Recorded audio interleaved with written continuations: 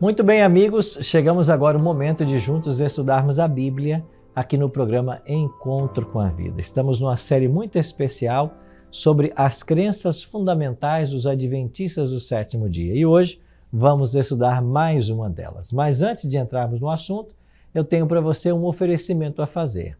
Nós estamos agora estudando aqui todas as sextas-feiras o livro do profeta Daniel. Toda sexta, aqui no programa, a gente estuda um capítulo do livro de Daniel. E eu quero oferecer para você um guia de estudo que nós preparamos com muito carinho para você e para a sua família. É essa revista, As Profecias de Daniel. É um presente do programa para você. E se você quiser essa revista em casa, sem pagar nenhum centavo por isso, para você que mora no estado de Santa Catarina, basta você acessar o nosso site, encontrocomovida.tv, e fazer então a sua solicitação. Ou se você preferir, você pode mandar uma mensagem para o nosso WhatsApp, que é o 48 3281 3075. Nesse WhatsApp, diga assim: quero a revista Daniel. Nós vamos mandar um link para você. Você então coloca os seus dados postais e alguém da nossa equipe vai entregar essa revista para você, tá bem? E para a gente avançar no estudo de Daniel, eu tenho dois convites a fazer para você. O primeiro deles é que todos os domingos, às 8 da noite, eu estou lá na Igreja Adventista Central de Tubarão. Próximo domingo, estaremos lá, Igreja Adventista Central de Tubarão. Quer o endereço? Fica na rua Luiz Martins Colasso 570. Domingo que vem, 8 da noite, te espero nesse endereço, tá bem? Rua Luiz Martins Colasso 570, no centro de Tubarão. A nossa igreja fica ao lado do Colégio Adventista, bem facinho de achar. E todas as quartas-feiras eu estou na Igreja Adventista do bairro Perequê, na cidade de Porto Belo. Então você que mora em Porto Belo, Itapema, é o meu convidado para todas as quartas na rua Olinda Peixoto 611. É a Igreja Adventista do bairro Perequê, rua Olinda Peixoto 611, e você é o meu convidado, tá bem? Bom, você vai ser muito bem recebido lá junto com a sua família e nós vamos estar estudando esse temário, as profecias de Daniel. Já pegou sua Bíblia? Vamos agora a esse momento especial do estudo. Estamos numa série especial sobre Nisto Cremos e nesta série estamos aprendendo sobre as principais crenças dos adventistas. O tema de hoje, a lei de Deus. É a 18ª crença fundamental dos adventistas, a lei de Deus. Mas antes de avançarmos no assunto, ora comigo, vamos pedir a bênção de Deus para o estudo. Nosso Pai querido, muito obrigado por estarmos juntos mais uma vez para estudarmos a Tua Palavra. Queremos suplicar que o Teu bom e Santo Espírito esteja conosco e nos abençoe enquanto aprendemos mais da Tua vontade para a nossa vida. Guarda-nos, Pai, em Teu amor e abençoe cada amigo e cada amiga que está orando comigo agora. Que a Tua bênção nos alcance. Oramos em nome de Jesus. Amém. Obrigado por ter orado comigo. Então hoje vamos aprender um pouquinho mais sobre a lei de Deus. Ao conceder a lei no Monte Sinai, Deus não apenas revelou a si mesmo como a majestosa e suprema autoridade do universo, Ele também se revelou como o Redentor de seu povo. E é por isso que em Êxodo capítulo 20, dos versos 3 a 17, você tem ali os 10 mandamentos, mas antes de pronunciar os mandamentos, em Êxodo 20, verso 2, Deus se revela, dizendo: eu sou Deus que te tirou da terra do Egito. Então Deus libertou o seu povo da escravidão para que o seu povo andasse nos seus caminhos. Andar nos caminhos do Senhor tem a ver com obedecer à sua lei. Por isso o tema de hoje é um tema muito importante. Importante porque mesmo no mundo cristão hoje, nós temos muitas pessoas que não estão ensinando a vigência da lei de Deus. E alguns até estão combatendo a lei de Deus. É claro que esses que combatem a lei de Deus prestam um desserviço ao cristianismo. A lei de Deus é tão eterna quanto o próprio Deus. Ela é o fundamento do seu governo. E falar contra a lei de Deus é falar contra o próprio Deus. Na realidade, há uma estratégia diabólica por detrás de tudo isso, daqueles que combatem a lei de Deus. A lei de Deus deve ser entendida, compreendida e estudada com equilíbrio. Quem gosta de extremos é o diabo. E nesse tema, muitas vezes o diabo quer nos levar a um extremo, rejeitando a lei de Deus, dizendo que ela não mais tem valor, que foi abolida. E existe às vezes um outro extremo que o diabo quer levar. É ensinar que você é salvo por obedecer aos 10 mandamentos. Hoje, você vai ter a oportunidade de conhecer esse tema com equilíbrio e entender bem o que pensam os adventistas a respeito da lei. Então vamos avançar em nosso estudo e vamos entender melhor esse assunto. Primeiro, a Bíblia deixa clara que a lei de Deus é um reflexo do seu caráter. Os 10 mandamentos apresentam um padrão divino moral de conduta para a humanidade. A lei possui os mesmos atributos que aparecem para o próprio Deus. Ela é espiritual, diz Paulo em Romanos 7,14. Portanto, somente aqueles que são espirituais e revelam os frutos do Espírito é que podem obedecer. As leis humanas abrangem apenas atos públicos, mas os 10 mandamentos são ilimitados. E esse limitados, entre aspas, quer dizer que ela não está circunscrita a um ambiente. Por exemplo, ao ambiente público. A lei de Deus é uma lei que tem vigência em todo tempo e em todo lugar. A lei de Deus não se importa onde quer que você esteja e que ação você está cometendo. Por exemplo, uma infração, às vezes, se não vista, não pode ser acusada, condenada, alguém ser julgado por isso. A lei de Deus não. Em todo tempo e lugar nós somos sujeitos a ela. É por isso que nós estamos dizendo que a lei de Deus é espiritual e ela transcende tempo e espaço. Ela é eterna como eterno é o próprio Deus. E ela é o padrão de moral e ética para aqueles que aceitam a Cristo como Salvador pessoal. O que mais a palavra de Deus nos ensina sobre a lei de Deus? Ela é positiva. O decálogo é mais que simplesmente uma série de proibições. Ele contém princípios de longo alcance. Portanto, a lei dos 10 mandamentos não deve ser considerada tanto do lado proibitivo como do lado da misericórdia. Eu vou te ajudar a entender um pouco mais isso. Por trás de cada não da lei de Deus, existe uma verdadeira bênção para os filhos de Deus. Vou dar um exemplo. Quando a lei de Deus diz não matarás no 6º mandamento, ela está proibindo qualquer um dos 7 bilhões de habitantes do planeta atentar contra a sua vida. Ela é uma cerca de proteção. Quando a lei de Deus diz não furtarás, ela está proibindo qualquer pessoa se apossar daquilo que é seu. Quando a lei de Deus diz não adulterarás, ela está proibindo qualquer pessoa no planeta a envolver-se com a sua esposa, com o seu esposo. Então a lei é uma cerca de proteção.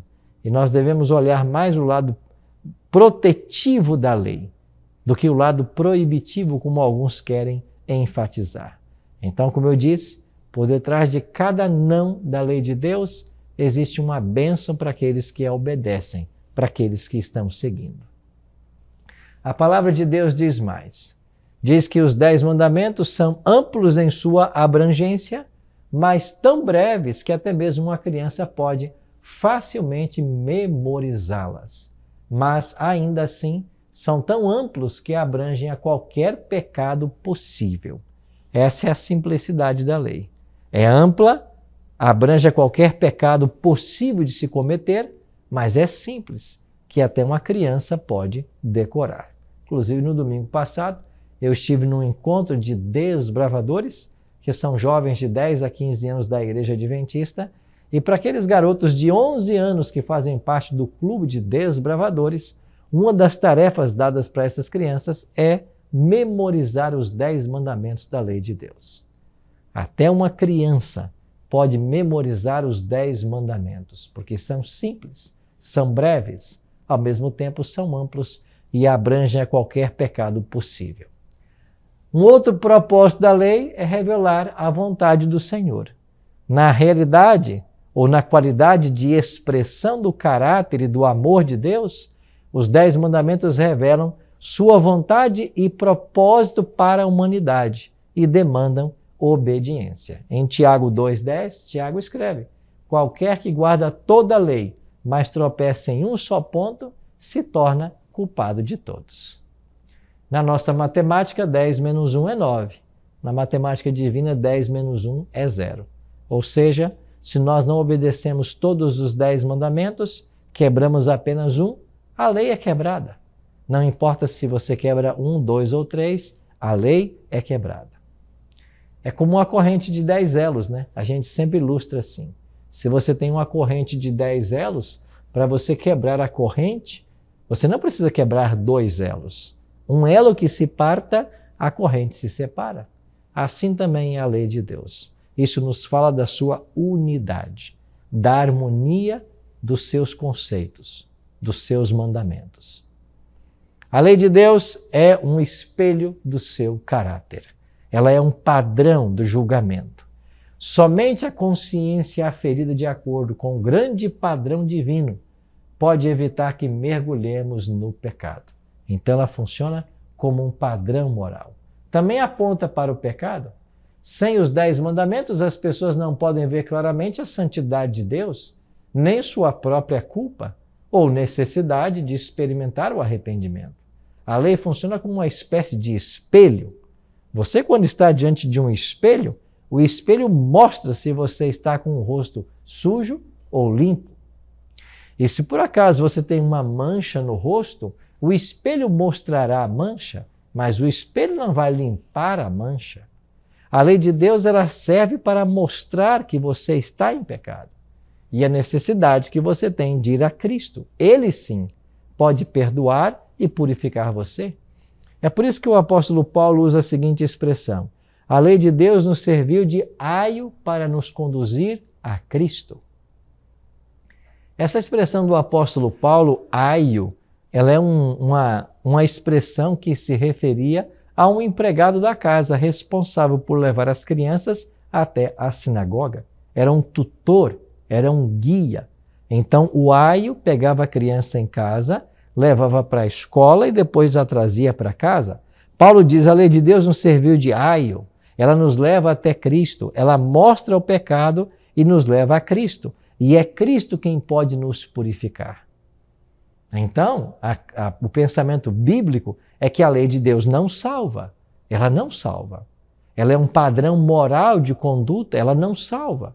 Ela mostra quando a pessoa está em pecado. E quando alguém está em pecado por transgredir alguns dos seus mandamentos, ele tem a necessidade agora de buscar a Cristo. É Cristo quem perdoa o pecado, é Cristo quem justifica, é Cristo quem purifica. A função da lei é esta, é nos mostrar que estamos em pecado. Por isso ela não salva, mas ela aponta quem está em necessidade de correção. Assim a gente começa a compreender melhor o papel da lei à luz da Bíblia. A lei também provê genuína liberdade. Viver dentro dos limites estabelecidos pela lei de Deus significa liberdade do pecado. Tiago referiu-se ao decálogo como a lei perfeita ou lei da liberdade. Então a lei de Deus, ela é perfeita, ela é a lei da liberdade. Nós de fato somos livres quando vivemos de acordo com essa lei. Deixa eu dar um exemplo bem claro para você. Se você é um motorista e que está numa rodovia onde a velocidade máxima permitida é 110 e você viaja o tempo inteiro a 100, 108, 110, você está protegido pela lei. A lei não te acusa. A lei não tem o que pegar de você. É por isso que nós dizemos que quando você comete uma infração, você se torna objeto da lei, debaixo da lei. Algumas pessoas por aí querem dizer que nós não precisamos mais obedecer à lei porque hoje estamos debaixo da graça. Na realidade, o que elas não percebem é que elas estão de fato debaixo da lei. Porque quando você não guarda o mandamento, a lei te acusa. A lei de trânsito no Brasil não pode acusar alguém que numa rodovia de 120 viaja a 110. Então ele não está agora sendo acusado por esta lei. Ele está livre. Ele não tem o peso da culpa porque não está cometendo infração. Agora, aquele que não trafega no limite de velocidade e, por exemplo, andasse numa rodovia dessa a 150 por hora, a lei estava o acusando de uma transgressão. Ele sim estaria debaixo da lei. Então você está debaixo da lei é quando você não obedece. Quem obedece não é acusado pela lei. Esse está debaixo da graça, não da lei. Você percebe como o argumento é frágil para tentar invalidar a lei de Deus? Bom, o que mais podemos aprender hoje? Sobre a perpetuidade da lei. Uma vez que a lei moral dos 10 mandamentos é um reflexo do caráter de Deus, seus princípios não podem ser temporários ou situacionais. Antes, são absolutos, imutáveis e permanentemente válidos para a humanidade. Você já ouviu alguém querer te ensinar que a lei de Deus foi dada para o povo de Israel? Você já ouviu alguém dizer que a lei de Deus ela teve validade até a cruz ou até os dias de João Batista e que hoje ela não tem mais validade? Isso é uma verdadeira aberração teológica. A Bíblia ensina que a lei de Deus é eterna. Isaías nos diz que a lei do Senhor é perfeita. Isaías diz que passa-se a flor, seca-se a sua erva, mas a palavra de Deus permanece para sempre. Aquilo que Deus estabeleceu como verdade será verdade eternamente. A lei do Senhor é perfeita, diz o salmista. Ela não pode ser melhorada. Nesse aspecto, qualquer pessoa que ensina que ela foi mudada, ou que ela pode ser mudada de acordo com as intenções ou os desejos da humanidade, não sabe o que está falando. A lei de Deus ela é eterna. Olha, por exemplo, antes do Sinai. O Gênesis mostra que os 10 mandamentos eram perfeitamente conhecidos antes do Sinai. Esse livro torna claro que as pessoas compreendiam, antes de Deus conceder o decálogo, que os atos ali proibidos eram maus. E você vai encontrar no livro de Gênesis, por exemplo, Deus condenando Caim matar Abel. Deus condenou o homicídio porque havia um mandamento que proibia isso. Você vai encontrar no Gênesis Deus condenando a atitude de Faraó quando tentou tomar por esposa a esposa de Abraão. Ali estava claramente estabelecido o adultério como sendo uma proibição divina. Então você tem sim os mandamentos mesmo antes que eles fossem entregues. Já no Sinai, a lei foi entregue diretamente em termos simples e claros por causa das transgressões, a fim de que pelo mandamento o pecado se mostrasse sobremaneira maligno. Na realidade, quando Deus escolhe transcrever a lei, que já era conhecida, a intenção de Deus é que esse conhecimento fosse perpetuado e não se perdesse com o passar do tempo. E antes do retorno de Cristo, a Bíblia fala que a lei de Deus seria objeto dos ataques satânicos e que sua guerra contra ela alcançaria o clímax justamente antes do segundo advento. E estamos vivendo exatamente esta profecia. Em Daniel capítulo 7, verso 25, o profeta falando do anticristo diz que ele cuidaria em mudar os tempos e a lei. Ou seja, haveria uma tentativa de se mudar a lei de Deus. E isso hoje está acontecendo. Você tem pessoas tentando invalidar certos mandamentos da lei de Deus, se não toda ela.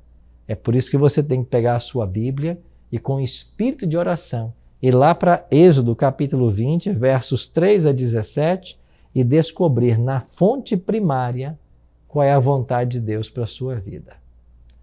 Até mesmo líderes religiosos estão distorcendo a verdade e estão levando pessoas para o caminho errado em relação à sua postura com relação à lei de Deus.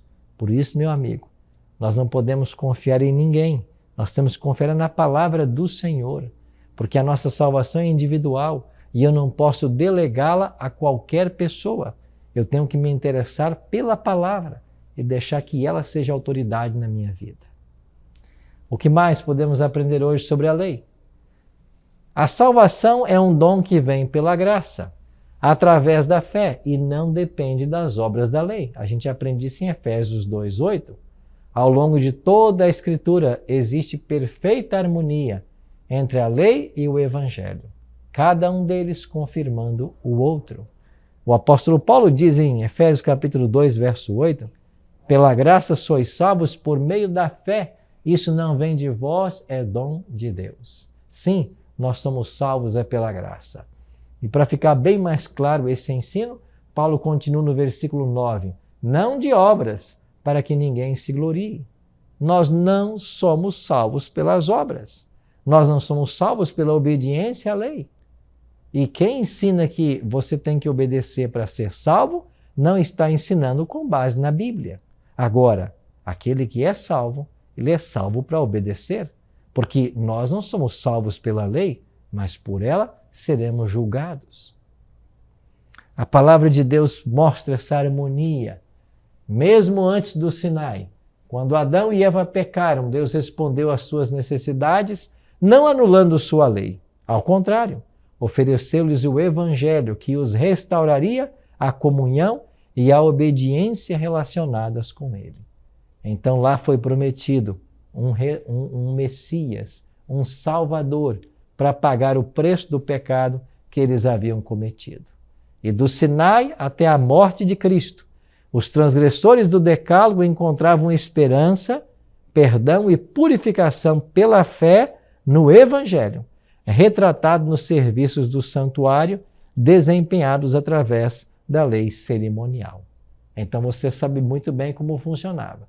Quando alguém pecava, ia até o santuário, levava um animal e na morte do animal, ele então alcançava o perdão do seu pecado. Esse evangelho era pregado através dos símbolos do santuário, das cerimônias do santuário. Quando veio Cristo, ele veio cumprir todo o papel tipológico desses sacrifícios. É por isso que João Batista vai declarar que ele é o Cordeiro de Deus que tira o pecado do mundo. Então não existe essa história de que no Antigo Testamento as pessoas eram salvas pela lei e agora Cristo veio e somos salvos pela graça. A graça sempre esteve presente, desde Gênesis capítulo 3. Naquelas vestes de peles de animais que Deus fez para Adão e Eva, já estava retratada a justiça de Cristo, que viria para substituir as folhas de figueira ou as vestes de folhas de figueira que Adão e Eva cozeram para si. Você está entendendo? Não adianta tentar mascarar. O ser humano não resolve o problema do pecado. Só Deus pode resolvê-lo. E isto era ensinado desde o Gênesis, a salvação pela graça.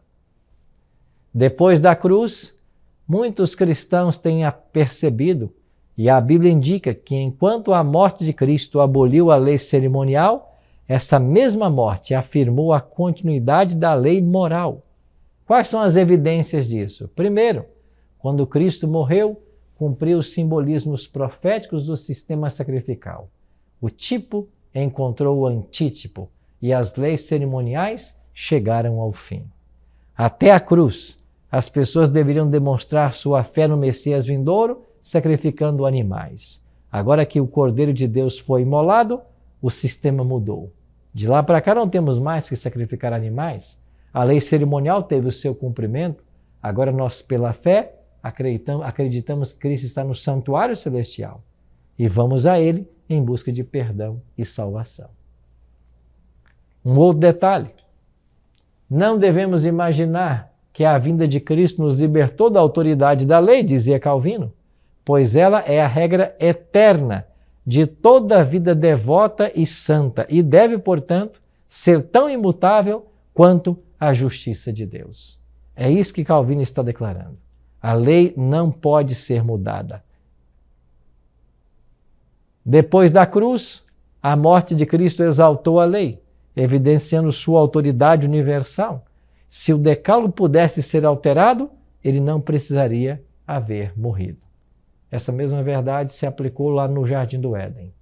Se Adão e Eva pudessem ser salvos sem derramamento de sangue, Deus teria mudado sua lei. Mas as leis de Deus não podem ser mudadas. As leis de Deus são eternas.